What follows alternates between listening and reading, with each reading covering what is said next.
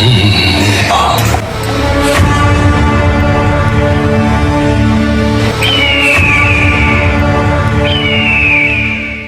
आकाश पर काले बादल घिरने लगे, मगध के महलों में जैसे कोई अदृश्य उदासी पसर गई। उसी रात एक बालक जन्मा। उसकी पहली चीख जैसे कोई भविष्यवाणी। सिंहासन हिलने लगा था। उस बालक का नाम रखा गया अजातशत्रु। अजातशत्रु, अजातशत्रु। ये कहानी है मगध नरेश बिंबिसार और रानी कौशल देवी के पुत्र अजातशत्रु की। उस नाम का अर्थ था जिसका कोई शत्रु न हो, पर किस्मत को यह स्वीकार नहीं था। वह बना सबका शत्रु और धीरे धीरे खुद का भी शत्रु बना। बचपन से ही वह राजा बनने के सपने देखता था। शाही गलियारों में वह अकेले दौड़ता। दूसरे राजकुमार जहां खिलौनों से खेलते, वहां अजातशत्रु तलवारों के वजन से खेलता। राज्य की खिड़की से बाहर रथों की गूंज सुनता और मन ही मन सोचता, एक दिन ये सब मेरा होगा। दया, धर्म, नीति, ये शब्द उसके लिए नहीं थे। उसे आनंद आता था युद्ध में। रक्त की गंध उसे आकर्षित करती थी, लेकिन एक चेहरा था जिससे वह बंधा हुआ था। उसके पिता राजा बिंबिसार। पिता पुत्र, दो दिशाएं, एक सिंहासन। बिंबिसार शांत थे, बुद्ध के अनुयायी, शांति के पुजारी। वह चाहते थे कि उनका पुत्र भी वैसा बने, करुणामय, संतुलित। वो सिखाते एक राजा में दृष्टि, धैर्य, न्याय, करुणा और अडिग निर्णय जैसे गुण होना चाहिए। पर बचपन से ही अजातशत्रु की आंखों में कोई शांत संकल्प नहीं, बल्कि एक ज्वलंत इच्छा थी, राजगद्दी की, साम्राज्य की, विजय की। पुराणों में कहा गया कि अजातशत्रु की आत्मा में सत्ता का आकर्षण इस कदर समाया था कि उसने सुख शांति को धिक्कारा और महत्वाकांक्षा को गले लगाया। वह सोचता, जब मेरी रगों में राजाओं का रक्त बह रहा है तो मेरा हाथ क्यों नहीं है उस सिंहासन पर। बिंबिसार समझते थे, पर चुप थे। उन्हें लगता था यह उम्र का उबाल है, बीत जाएगा। पर यह कोई उबाल नहीं था, यह एक ज्वालामुखी था जो जल्द ही फूटने वाला था। युवावस्था तक पहुंचते पहुंचते वह स्वयं को मगध के सिंहासन पर देखने लगा था। और जब उसके पिता बिंबिसार उसकी इस राह में सबसे बड़ा अवरोध बन गए, तो अजातशत्रु ने वह किया जिसे करने से योद्धा भी कांपते हैं। फिर वो रात आई। राज दरबार में अजातशत्रु खड़ा हुआ। उसकी आवाज गूंजी, मगध को अब एक निर्भीक राजा चाहिए, न कि कोई अहिंसक दार्शनिक। बिंबिसार सन्न रह गए, शब्द नहीं निकले। और तभी राजा के गुप्तचरों की आवाजें आने लगीं। अजातशत्रु ने आदेश दिया, बंदी बना लो इस राजा को। पिता पुत्र की आंखें मिली। बिंबिसार ने कुछ नहीं कहा, पर उनकी चुप्पी तलवार से भी अधिक धारदार थी। उसने अपने ही पिता को कारागार में डाल दिया। वहीं उनकी मृत्यु हुई। कहते हैं अजातशत्रु ने उन्हें विष दिया। कुछ ग्रंथों में लिखा है उन्हें भूखा मरने दिया गया। जो भी हो, इतिहास की सबसे भयावह बात यही थी, एक पुत्र ने अपने ही पिता का अंतिम संस्कार सिंहासन की सीढ़ियों पर किया। इस एक क्रूर कदम से पूरे मगध में अराजकता फैल गई। किंतु अजातशत्रु ने पीछे मुड़कर नहीं देखा। सिंहासन पर बैठते ही उसने युद्ध और विजय का ऐसा रास्ता चुना जिसे लांघने का साहस केवल वही कर सकता था जो दया को कमजोरी समझता हो।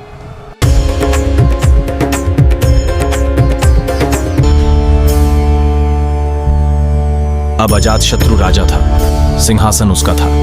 गद्दी संभालते ही उसने कहा, अब कोई विरोध नहीं, सिर्फ विस्तार होगा। उसने मगध को लोहा बना दिया। अजातशत्रु ने मगध को बाह्य और आंतरिक दोनों शत्रुओं से सुरक्षित करने के लिए अभूतपूर्व कार्य किए। उसने राजगृह, वर्तमान राजगीर को पहाड़ियों के बीच किलेबद्ध करवाया और गंगा किनारे एक नया सैन्य नगर बसाया, पाटलिग्राम, जो आगे चलकर बना पाटलिपुत्र, आज का पटना। पर सिर्फ नगर नहीं, उसने दो ऐसे युद्धास्त्र बनाए जिन्हें उस काल का कोई अन्य राजा सोच भी नहीं सकता। पहला, रथमुशाल, एक घुमावदार लट्ठों वाला रथ जो शत्रुओं की पंक्तियों को चीर देता था। दूसरा, महाशिलाखंटक, एक भीमकाय पत्थर फेंकने वाला शस्त्र जो किलों और दीवारों को ढा देता था। अजातशत्रु केवल राजा नहीं था, वह युद्धास्त्र का वैज्ञानिक था। राजा बनने के बाद ही अजातशत्रु ने सबसे पहले अपने पड़ोसी मुल्क वैशाली वज्र संघ से युद्ध शुरू किया। इसका कारण था सीमा अतिक्रमण, राजनीतिक खतरा और रणनीतिक व्यापार मार्गों पर नियंत्रण की चाह।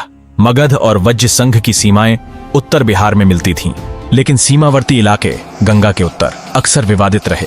बिंबिसार ने अपने शासनकाल में वज्र संघ से साझेदारी और विवाह संबंध बनाए। उन्होंने लिच्छवी राजकुमारी छेलना से भी विवाह किया। इससे मगध और वज्र में कुछ समय तक मित्रता रही, लेकिन बाद में सीमावर्ती इलाकों पर अधिकार और राजनीतिक प्रतिस्पर्धा के कारण संबंध तनावपूर्ण होने लगे। बिंबिसार के उत्तरकाल में वज्र संघ ने कुछ सीमाई बस्तियों और किलों पर कब्जा किया। यह कब्जा छोटा लेकिन रणनीतिक था। गंगा किनारे के कुछ क्षेत्र जो मगध के व्यापार मार्गों के लिए महत्वपूर्ण थे, उन स्थानों पर अतिक्रमण कर मगध की अर्थव्यवस्था और प्रतिष्ठा दोनों को चुनौती दी। जब अजातशत्रु स्वयं राजा बना, इस सत्ता परिवर्तन के समय वज्य संघ मगध की सीमा पर सक्रिय था और बिंबिसार के समय किए अतिक्रमण को और मजबूत कर रहा था। अजातशत्रु की आक्रामक नीति का एक कारण यह था कि वह अपने शासन के आरंभ में ही शक्ति प्रदर्शन करना चाहता था। अजातशत्रु का पहला बड़ा युद्ध वज्य संघ के खिलाफ था। यह युद्ध सीमा विवाद और राजनीतिक प्रभुत्व दोनों के लिए लड़ा गया। अजातशत्रु ने राजा बनते ही वज्य संघ पर अभियान शुरू किया। यह मगध इतिहास के सबसे लंबे और प्रसिद्ध युद्धों में से एक था, जिसमें सीधा युद्ध और कूटनीति दोनों का मिश्रण था। अजातशत्रु की सबसे बड़ी चुनौती थी वज्य संघ, जिसमें सबसे शक्तिशाली लिच्छवी गणराज्य सम्मिलित थे। उनसे सीधा युद्ध करना मूर्खता होती, क्योंकि वज्य संघ युद्ध में अजय माना जाता था, उनकी सभा व्यवस्था और संगठित शासन के कारण। इसलिए अजातशत्रु ने अपने सबसे चालाक चतुर मंत्री वस्कार को वज्य संघ भेजा, जहां वस्कार ने चालें चली, राजाओं के बीच फूट डाली, और जब वे भीतर से टूट गए तब अजातशत्रु ने वार किया। इसके बाद शुरू हुआ भीषण संग्राम, जो कि 48 वर्षों तक रक्त बहाता रहा। इस युद्ध ने इतिहास की सारी सीमाएं तोड़ दी। 48 वर्षों तक रणभूमि गूंजती रही।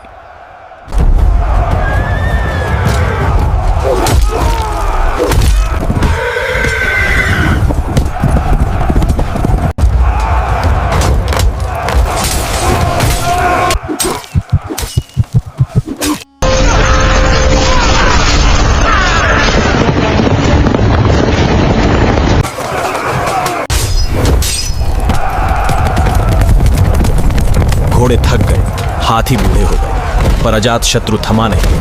हर युद्ध में वह स्वयं कूदा, धूल और रक्त में लथपथ, पर उसकी तलवार कभी नहीं कांपी। लिच्छवी वीर थे, बलशाली थे, पर अजातशत्रु निर्दयी था, दया को कमजोरी समझता था।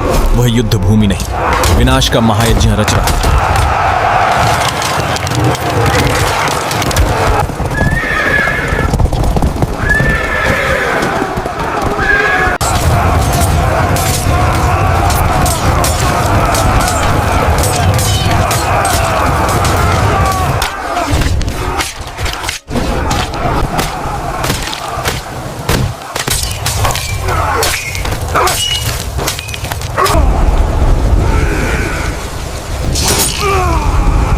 जगदम्बे!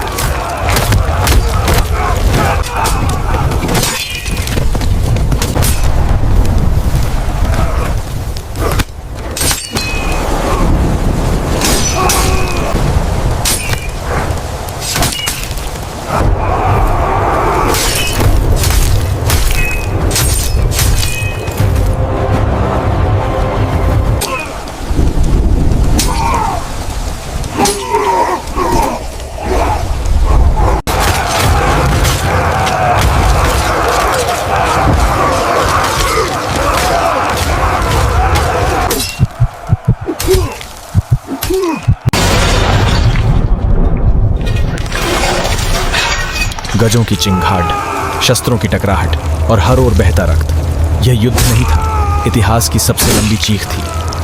अजातशत्रु ने लिच्छवी के राजा का सिर धड़ से अलग कर दिया, जिससे वज्जी संघ कमजोर हो गया। फिर एक दिन ऐसा आया, अंततः लिच्छवी ने हार मानी और वज्य संघ मगध में शामिल हुआ। जय भवानी, जय भवानी!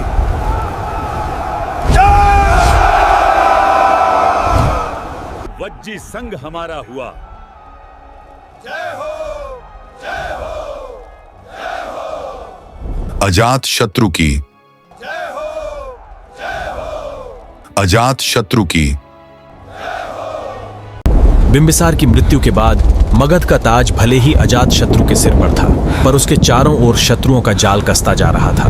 बिंबिसार की हत्या और उनकी पत्नी प्रसेंजित की बहन कौशल देवी उनकी मृत्यु की वजह से प्रसेनजित क्रोधित हो गए। उन्होंने काशी पर अपना नियंत्रण वापस ले लिया, जो दहेज के रूप में बिंबिसार को मिला था।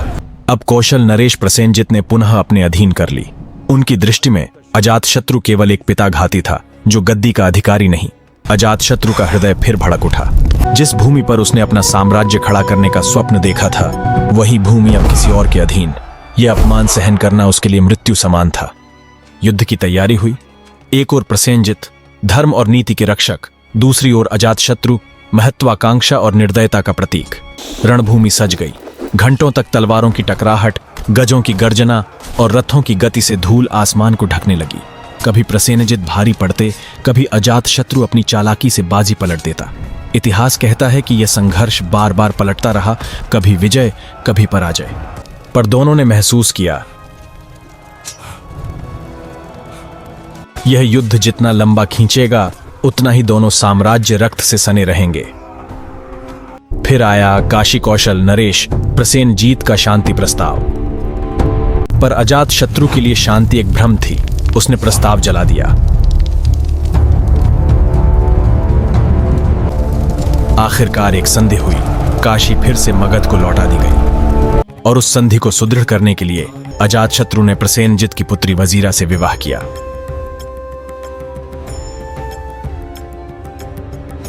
इस विवाह के साथ दुश्मनी की आग बुझ गई और कुछ वर्षों बाद उसी वजीरा से जन्मा उसका पुत्र उदयभद्र, जो आगे चलकर मगध की गद्दी पर बैठा।